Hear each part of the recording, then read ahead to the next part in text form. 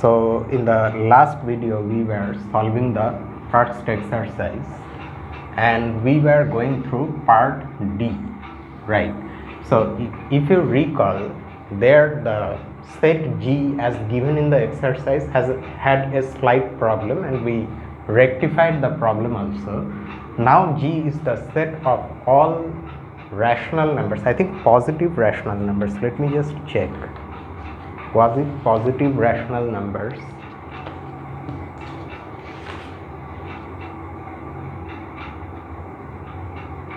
No, it's all rational numbers with odd denominators. That's how it was given. So now we say that G is the set of all rational numbers which have at least one representation as a quotient of integers where the denominator is odd.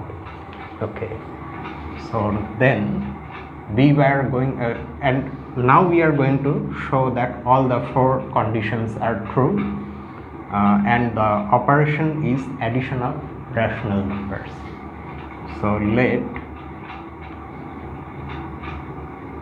m1, n1, m2 and n2 be integers such that n1 and n2 are odd. Then we are going to add these two rational numbers. So according to our definition of G, both of them will belong to G. So we want to see whether their sum belongs to G or not.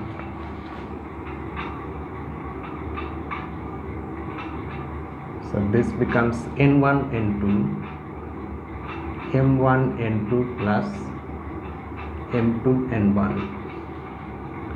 since m1 n2 plus m2 n1 and n1 n2 are both integers. So this is again a rational number, and n1 n2 is odd because n1 and n2 are odd, so their product is also an odd integer. So that's why this sum belongs to G.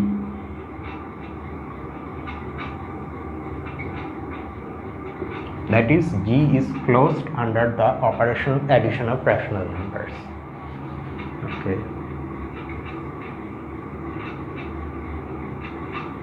Then addition of rational numbers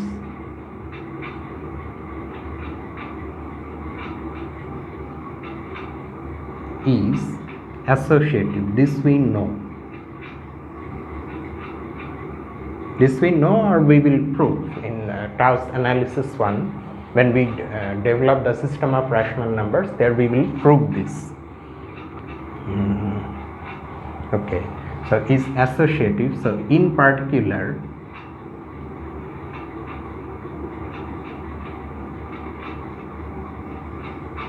it is associative on G.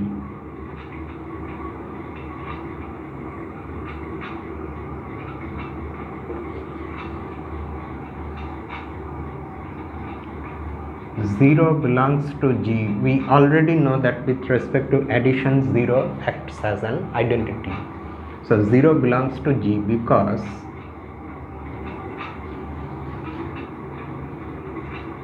zero is equal to 0 divided by 1. So 0 has one such representation where the denominator is odd, and we may in fact write it acts as an identity.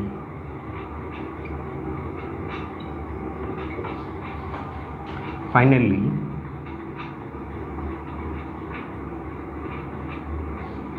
we already know that under addition, the inverse of m1 by n1, this rational number, is minus of m1 divided by n1. And this actually can be written, you already know this from elementary properties of rational numbers, like this. So this is again a quotient of two integers where the denominator is odd. If you want, you can write the minus sign here also with n1, then also it will be odd. So this belongs to G. So that proves that our set is a group. Hence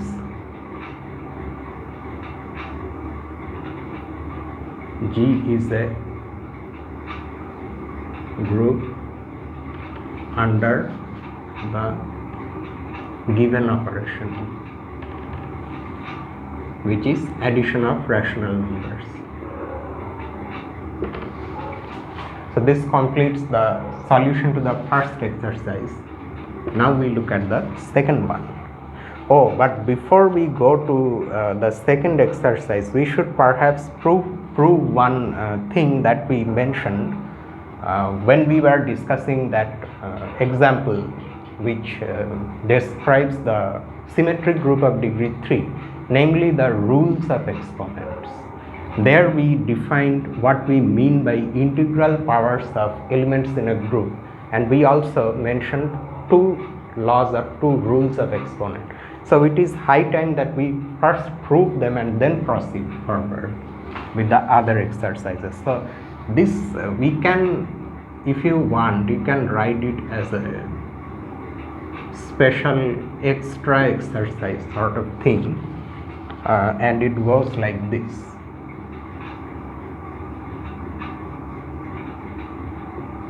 Prove the rules of exponents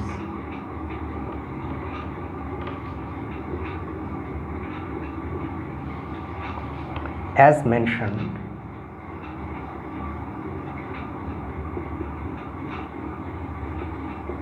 in the third example.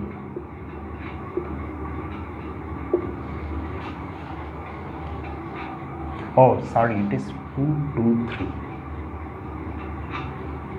In the second section only we had the examples, right? So let us see. Since we are treating this as an exercise, so we have solution. The solution itself is proof. Okay, so just for the sake of having the definition of integral powers of elements in a group in front of us so that we can see it and go with the proof, so we are again going to write the definition. So let G be a group and A be any element in G. We define A to the power 0 is equal to identity and A to the power k plus 1. K plus 1, or if we want we can write n plus 1 also, since usually n represents a natural number or in general an integer. So this is defined as A times A dot A to the power n for all non-negative integers n. That means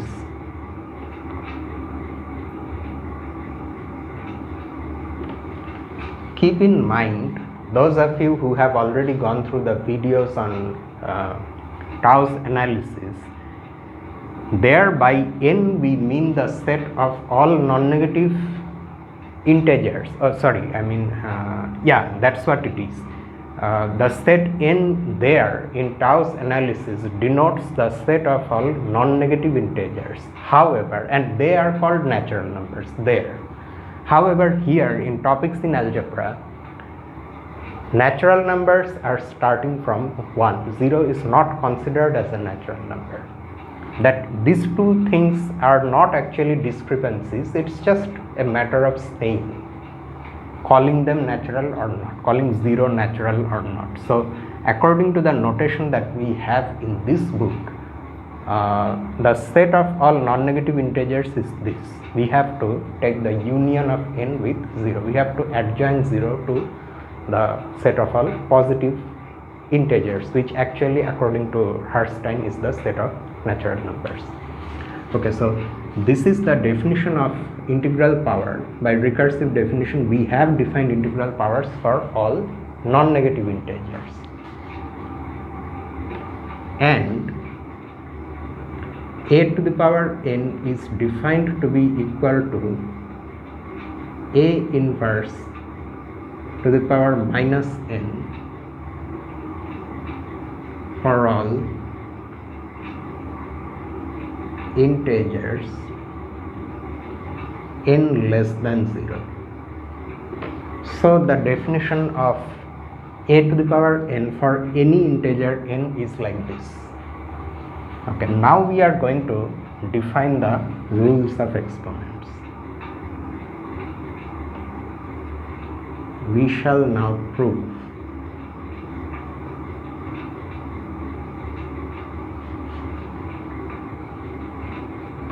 that a to the power m plus n is equal to a to the power m times a to the power n, and a to the power m whole to the power n is equal to a to the power mn.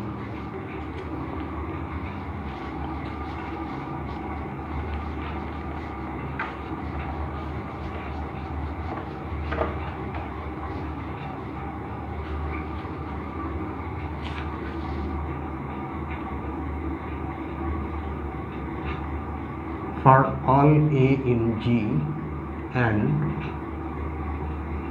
all integers m and n, each one of these integers can either be positive or negative or 0. So all such possibilities are considered.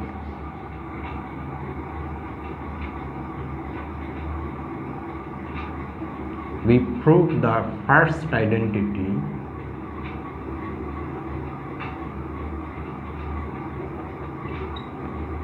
first. So we first prove this one. Okay. It is trivially true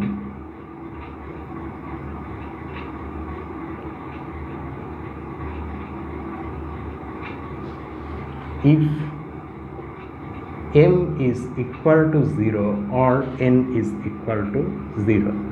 Let us just pause and look for a moment what happens when at least one of them is 0. Say m is 0. Then we will have, on the left hand side we have this, on the right hand side we have this. The left hand side clearly becomes a to the power n, whereas the right hand side becomes e times a to the power n. This is coming from directly from our definition, and we are in a group, so e times a to the power n is a to the power n, and they are equal. Similarly, you can see that the result is true if n is 0, and clearly it's also true then if both m and n are 0. So if at least one of them is 0, then our result is true. So that case has been settled. Now assume that both m and n are positive. Okay. Now we are going to prove the result by induction on n, I think. Let me just see, I should not make mistake. No, by induction on m, keeping n fixed, we can keep n arbitrarily fixed, in the sense that n can be any positive integer and that will remain like that, and we are going to apply induction on m. And in fact, just let's mention that we now apply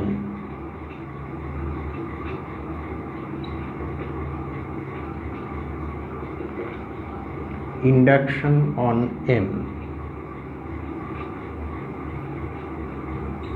keeping n fixed. So our base case will be the case where m is equal to 1.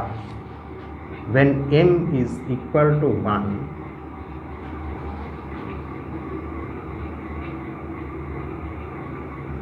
the definition means this definition directly implies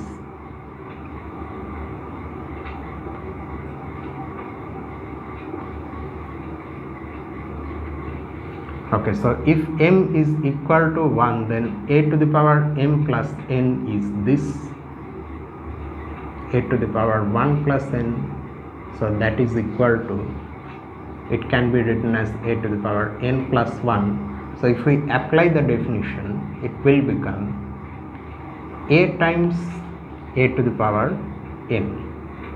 And we have already seen from that a consequence of this definition, we have already seen this before, that a is equal to a to the power 1. So in place of a, we can write a to the power 1 times a to the power n. So this becomes a to the power n times a to the power n. So in this case, the result is true.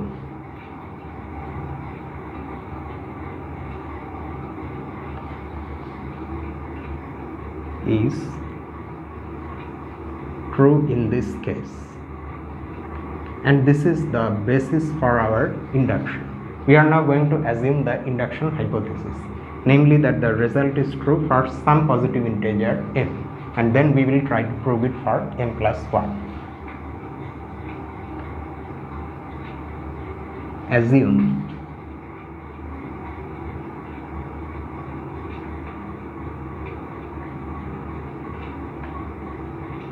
this for some positive integer. If you want, you can write natural number also, because in Herstein, natural numbers are positive integers.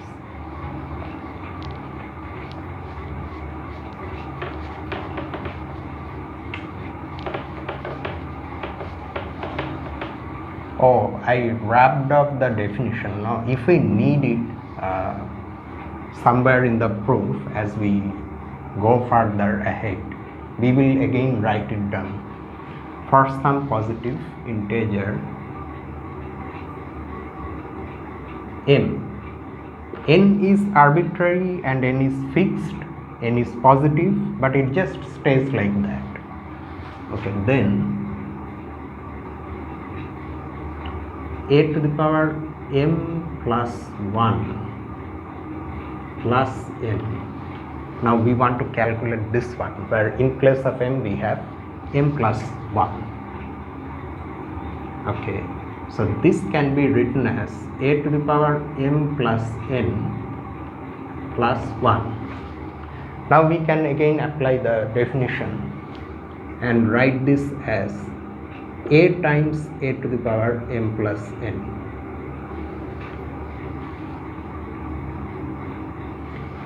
In the definition we have this, right? A to the power n plus 1 is defined to be equal to a times a to the power n. So in place of n, you can now think of m plus n. So you will get this. Now here we can apply the induction hypothesis. So we will get a times a to the power m times a to the power n.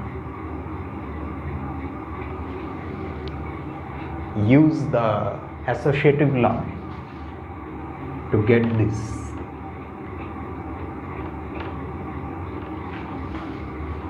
Now again we apply the definition with m in place of n.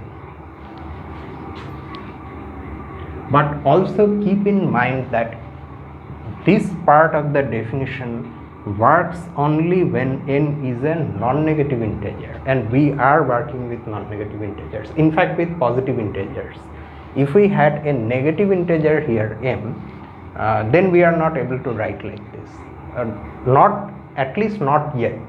Later on, when we have proved the result, then we will be freely able to write everything as if we are working with real numbers. Okay, so this again becomes a to the power m plus 1 times a to the power n by definition. So that's it. This shows that the result is true when we have m plus 1 in place of m. So this completes the induction.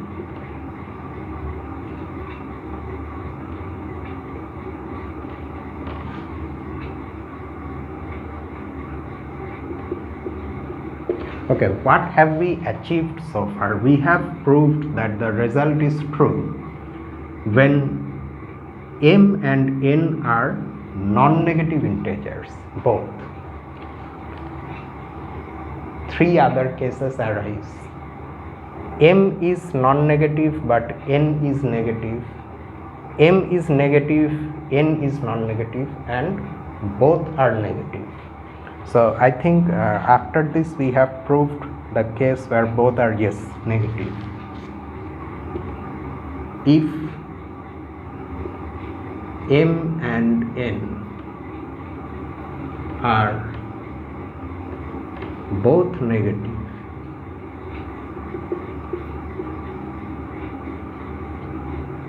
then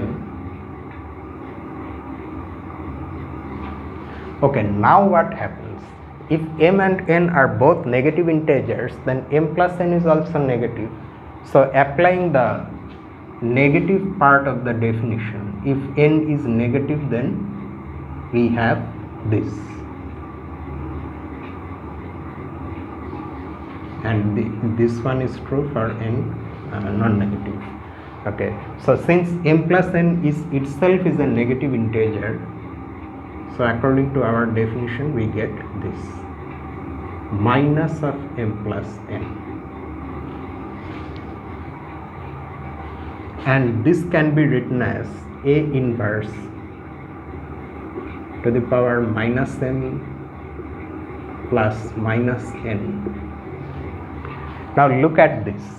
Here we have a group element to the power a positive integer plus a positive integer, because m and n are both negative, so minus m and minus n are both positive, and here we can apply what we have already proved above. So we can write a inverse to the power minus m dot a inverse to the power minus n by the above result. Again we apply the definition, second part of the definition here, and get this. So when both m and n are negative, this again we get what we want to show. Right. Now before we go to the case where one of them is negative and the other is, well, we need not say non-negative because we have already assumed that, oh, we did not assume m and n to be okay. In fact, we should have written it here. So assume m is non-zero and n is non-zero, because if at least one of them is 0, then we have already seen that the result is true. So that case is settled. So now for us m and n are both non-zero, and then we are assuming the case that m and n are both positive, and we have applied induction to prove that part. Then here m and n are both negative. Now we will assume that one of them is positive and the other is negative. But before we do that, we want to mention something else. For any integer,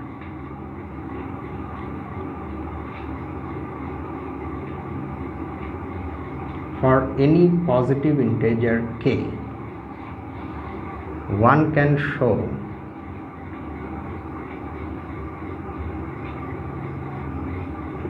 that a to the power k dot a to the power minus k is equal to identity, and that is also equal to a to the power minus k dot a to the power k. Now I have already said this before, but I am again saying that when you see something like this, one can show means you have to show. I have already gone through this, and its proof also again involves applying induction on k. It's not very difficult. You can and you should try to prove this, okay, using induction on k. Since the proof is somewhat like the first part, so I am not including it, but we are going to use this. So now what we do, so let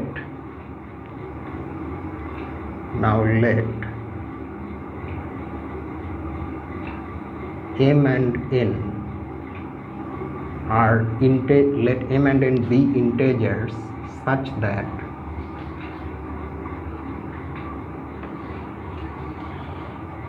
n is negative and m is positive.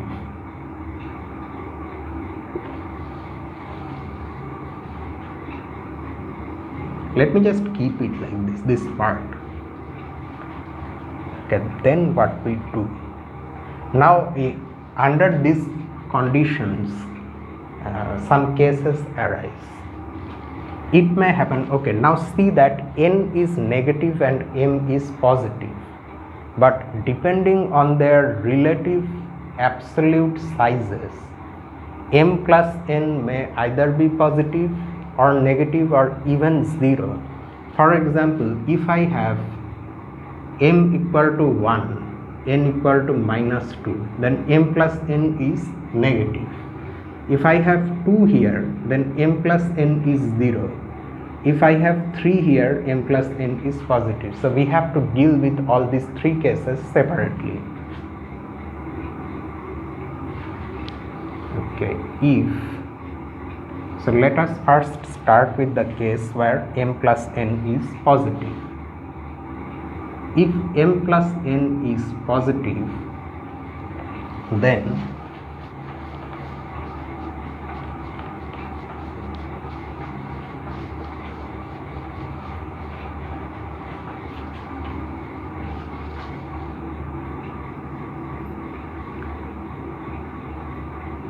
a to the power m plus n times what is the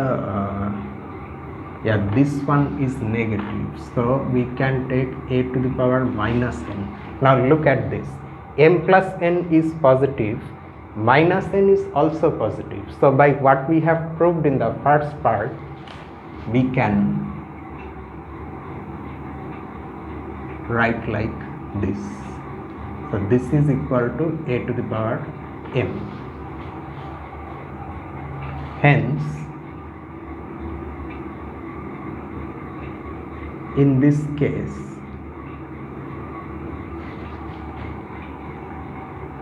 a to the power m plus n is equal to a to the power m plus n times e. You see the old trick here. We are again and again seeing this.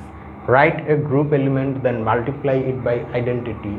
Then in place of identity, you write something times its inverse, use associative law, and then get something.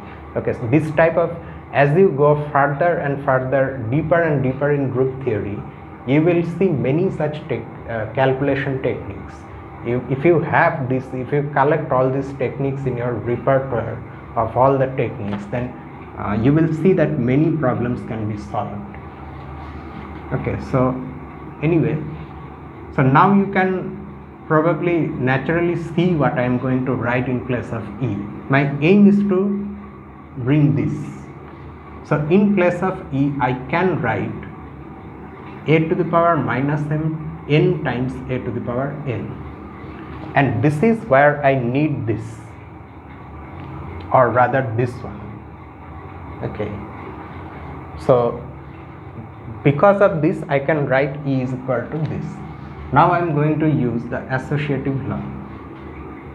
this will be equal to a to the power m plus n dot a to the power minus n dot a to the power n. But we have already proved that this part is a to the power m. So that's how we have got what we want in this case also, but in that sub case, under the sub case that m plus n is positive. Okay, if m plus n is equal to 0, then it's especially easy, because then this is the case, this one. Anyway, since we are writing all the cases, so let's just show why it's this one. Then a to the power m plus n is equal to a to the power 0, which is by definition identity, but that again is equal to a to the power m times a to the power minus n by this, and minus m is n from here. So this case also has been dealt with. And then we have the other case also. What is the other case? If m plus n is negative. If m plus n is negative, then what can we do? Then minus n will be positive. Minus m minus n times a to the power m. Now you see, this is negative, so this is positive, m is already positive, so we can use our first part of this whole thing and write a to the power minus m minus n plus n. So this is equal to a to the power minus n. Okay, hence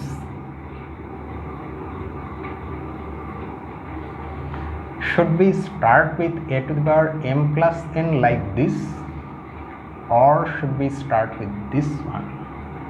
I think I should start with this one. Hence a to the power m times a to the power n is equal to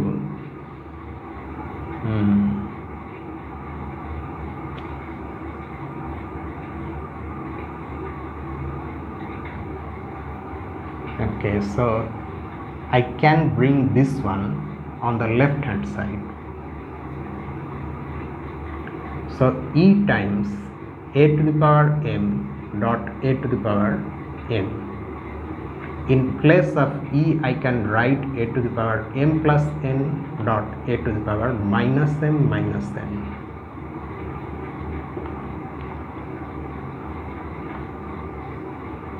Because of this.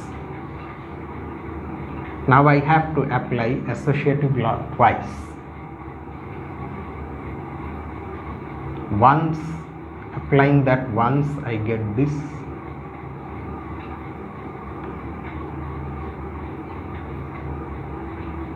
Actually, later on we will prove something called general associative law. After proving that thing, we won't need to bother about these brackets. We will be able to write a product of as many elements, although finitely many elements, as we want without any brackets. That law will tell us that such a product is well defined. No matter how you bracket such a product, the ultimate result is going to be the same. Okay, so again I am going to apply the associative law.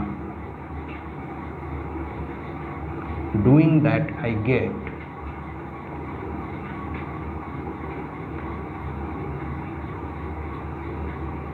dot a to the power n. So this becomes a to the power m plus n dot. Now in place of this, I can put a to the power minus n. So you see here within brackets, I have a to the power minus n times a to the power n. This is a to the power minus n. Okay, so now the path is clear. So this becomes equal to a to the power m plus n dot. This again becomes 0 because of this. Oh, I mean, sorry, not 0, identity. A to the power m plus n. So we have covered the 3 subcases. So in this case, again we have our result. What about the other case where m is negative and n is positive? If m is negative and n is positive, then a to the power m plus n is equal to a to the power n plus m, because addition of ordinary integers is commutative. Now look at this. In the previous case, the first exponent in this formula